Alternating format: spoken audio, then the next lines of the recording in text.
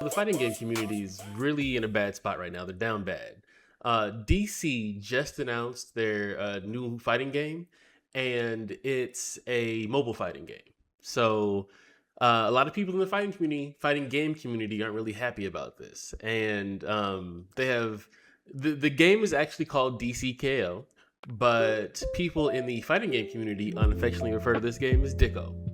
So I'd like to kind of take a second to kind of take a step back and kind of talk about how we got here and why this is a big deal for people in the mobile game space, for a lot of good reasons, and why maybe people on the fighting game community may not be too excited about this development. So just to catch you up, WB announced its latest DC fighting game, DCKO, developed by a studio called Dropfake. It's going to be a 2v2, let me make sure I'm looking at this right, a 2v2 tag fighter. It's going to be on iOS and Android only, and it's launching in 2027. So as far as right now, they know that 19 characters are confirmed, and they're going to be revealing more each month leading up to the release of the game. So a lot of you who may not have seen me on this channel may not know, but I've played a mobile fighting game, Marvel Contest of Champions, for a very long time, at least probably since the game was created, about 12 or 11 years. The game has been around that long, yes. And within like the last, I'd say maybe 5 or 6 years, I really rediscovered my love for fighting games, right? Dragon Ball FighterZ came out, and before that, I really had no interest in fighting games, and I hadn't really played anything for a long time. When FighterZ came out, it brought me back into, I guess, quote unquote, the fighting game community. I'm definitely casual, but ever since then, that has kind of had my ear, right? It's had my eyes and ears. It's had my attention. And when Marvel Tokon came out, and knowing that it was ArcSys, it really kind of grabbed my attention as well. I participated in the beta. I loved it. I have another video coming out as a review. But that being said, my point here is primarily that I've seen reactions from both sides, and this is very reminiscent of Marvel Contest of Champions. And when you look at people who play Marvel Contest of Champions and the issues that they have with that game and what they're wanting, DCKO fills that void. It's obvious competition to Marvel Contest of Champions, right? On the fighting game community side, right now, you guys are. I don't think you're in a weird spot. I guess you have Street Fighter 6 that a lot of people are currently playing.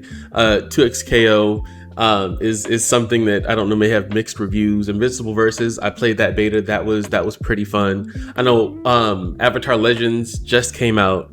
And Marvel Tokon is within a week and a half, 2 weeks of release. You guys are kind of eating right now. So for all of these studios to kind of give you things and tell you and show you how good it's going to get, and then for DC to kind of come out here with, hey, we're going to put our shit on a mobile phone. I could see how that might be a letdown for you guys. But I'd like to take a second to kind of get into where WB's head may be and why they're making this decision.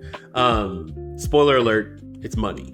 So the second they launched this game and the fighting game community realized it was a mobile fighter, everybody came out of the woodworks with some kind of name or acronym or whatever, showing that they weren't happy about this game. I think I've heard Timu Marvel Tokon, other names. Well, of course, DCKO, as I mentioned earlier. But the biggest thing is the biggest question that came out of this is where is Injustice 3? Everybody seemed really pissed that this may mean, or I don't know if this is definite, but it seems like it means that there will not be an Injustice 3, and that kind of had everybody losing their shit.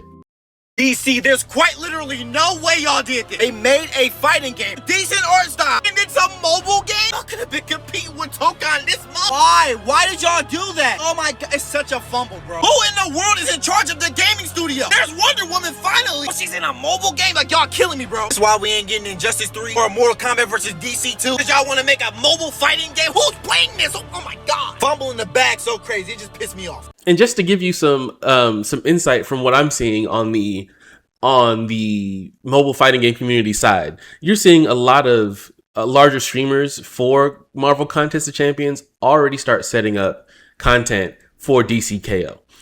Streamers like Seaton, who has, I believe last I looked, it was over 300,000 subscribers. Ladies and gentlemen, now it has taken the best part of a decade, but we are finally going to be getting a DC fighter on mobile that has live PvP and a variety of PvE modes. The combat in this game is going to be focused on 2 characters. So your loadout is going to involve like switching and combos and just creating these builds here. And it looks really, really cool. You know, we see some of the combos that Superman, Wonder Woman are doing there. It's looking amazing, dude. The visuals, the vibrancy of this, and this game is set to launch next year. A big thank you to DCKO for sponsoring this video, and if you do want to check it out, make sure you sign up, pre-register, join the Discord. A link to that will be in the description below. But my MCO streamer, prominent streamer, and Rich the Man, who has about 90, almost close to 95,000 subscribers. You're seeing them start to create separate channels dedicated to DCKO. So I'm just giving you a heads up. If they give this game the push that they're trying to get out of them, this game could grow legs. Just to be honest. So you think about it. Warner Brothers has taken so many hits in terms of, and I think it's in the hundreds of millions at this point, hundreds of millions. Looking at the last few years, I would say WB has really taken a lot of L's in terms of their console games. They've taken so many hits on consoles. The head of gaming, in a conversation with investors, referred to the current state of gaming, console gaming, as being volatile. And that's not a good sign for any kind of brand. When you refer to one of your not your core business, but when you refer to your business as volatile, that's not a safe bet for investors. That's not what they want, and that's not what keeps them giving you money. The one I think I can think of immediately off the top of my head is Suicide Squad. Suicide Squad, Kill the Justice League. Whatever that was, the shit show that was, right? They took a loss on that. They came up with Multiverses. It was fun for maybe a week, and then it kind of went downhill. They took a loss on that. It's not a surprise that because of their choices in terms of gaming, that they may choose to look at what other studios are doing and go that route in terms of what may or may not be a safer bet. So let's start with a few sales numbers, just really quick.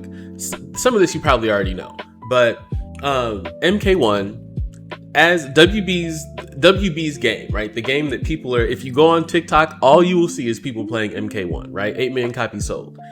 At a $70 price point, assuming a $70 price point, that game has made about $560 million, right? Gross. That number's not done. There's DLC. There's other content that has attributed to its performance and could possibly attribute to it in the future. So it's looking like it could go past that, right? But that's where it is now. Street Fighter 6. Another console, Capcom, 7 million copies sold over 3 years, $490 million, right? Tekken, another console, Tekken 8. Let's see, I guess it was, what is it saying? Last reported it was $3 million over a year ago.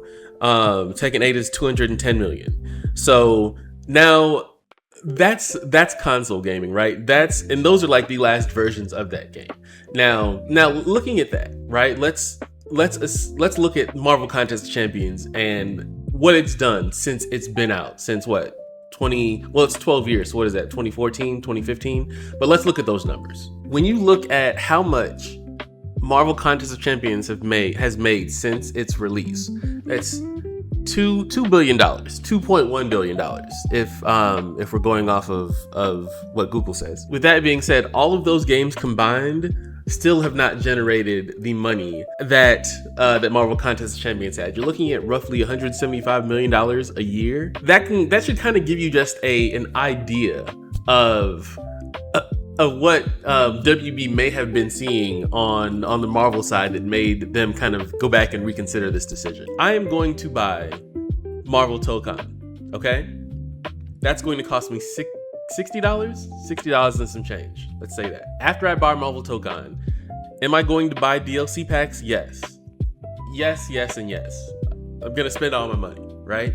That being said, at the end of the day, once everything is said and done, I'll probably end up spending about $150. Maybe $150, $160 if I buy all of the additional content. I've been playing it long enough to know that I have spent that 10 times over the last decade with Marvel Contest of Champions. Just to give you an idea of the amount of money that Marvel Contest of Champions generates, even though the community may sometimes try to give you the appearance that the game is dying, this, that, and the other. Even if the game is slowing down, it's still at a clip that is pacing solid performance of a console fighting game. So I could continue going into the numbers in terms of how much money MCOC is making versus how much money console is making. I'm not here to glaze or deride for MCOC.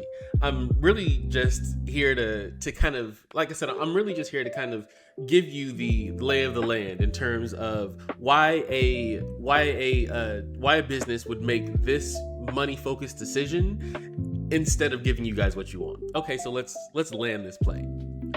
The WB made a conscious decision, WWWB made a conscious decision to shift away from Injustice and focus on DCKO, a mobile fighting game, DCKO. And I wouldn't say that they're shunning I'm saying it, but I'm not saying it. I wouldn't say that they're turning their back on the fighting game community, but I will say that they've looked at the landscape and they've looked at the losses that they've taken, and they've chosen to go a different direction. Whether you like mobile fighting games, gacha games, whatever the case may be, you don't have to understand, but you have to respect the idea that there is a pathway to success there is an easier pathway to success in mobile games right now at this point in time than there is in console games, especially with the idea that consoles themselves are going away, that physical copies of consoles are going away, right? There's already a shift that's going to be taking place that mobile games kind of have already made. It's not a get on or get lost thing. It's just a realization, right? Will you play any mobile fighting game in the future? Who knows? If you don't like gacha games, you won't. If you like DC characters and you like the potential of PvP on a mobile game, I think you should give it a try. As someone who has played MCOC for, like I said, 10, 12, whatever years, although the game can be frustrating at times, it is a fun game. But the one thing that we have always complained about in terms of MCOC has been the inability to effectively have PvP interactions, right? And the fact that DCKO has came out and kind of hung their hat on the fact that no, this is actually a PvP mobile fighting game. That's going to gain a lot of attention, and I don't know. I haven't done the research to know if it's the first game in its space to be like that, but I do know that the competition they're going after has a fan base that has like cried for that over the last decade. So it's going to be an interesting year to see what happens and to see when the game comes out and to see the results of it. And am I going to play the game? Yes. Do I wish that they would still put out an Injustice 3? Yes, because like I said, I'm with my reintroduction to fighting games, my love for Dragon Ball FighterZ, my intrigue into Marvel Tokon. I do want to see what fighting games, what some of these studios are doing with fighting games. But I'm also interested in what you guys think. So maybe somewhere in the comments or in replies, whatever you want to do, let me know what you think about this. Let me know what you think about the news. Let me know what you think about how studios are moving forward, and because I really think a lot of studios are going to start following suit on this, right? With consoles kind of going away in some cases, and mobile games kind of already being on that trend, and the lack of the ease in terms of lack of barriers to entry in terms of mobile games, I think that's really going to play a big factor. But thank you guys. Thank you for the time. Thank you for watching the video. I am, like I said, I'm streaming Marvel Tokon, so that's a fun one. I am casual, so understand I'm still learning. If you watch me stream it, please don't judge me picking it up. But thank you guys. Like, subscribe, all the shit. You guys have a good day. See you guys.